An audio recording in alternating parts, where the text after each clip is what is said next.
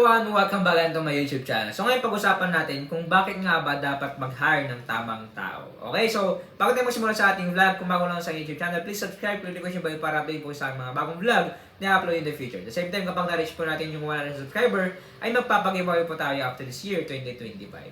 Balik tayo sa ating topic. Bakit nga ba dapat mag-hire ng tamang tao?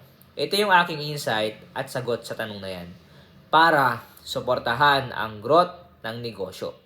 Kasi kung wala kang kasama, wala kang tao, hindi ka mag-grow. At the same time, kapag madami kayo, ay mabilis na maabot ang pangarap ng negosyo o sa isa't isa. Alright, bago tayo matapos sa ating vlog, if you want to buy this book, Negosyo Reality, medyo mahal lang po ito, pero dito malaman nyo kung bakit mahal tong libro ito. At the same time, ay worth it ito. Alright, salamat po sa inyong suporta. God bless, ingat-ingat po tayo. Thank you.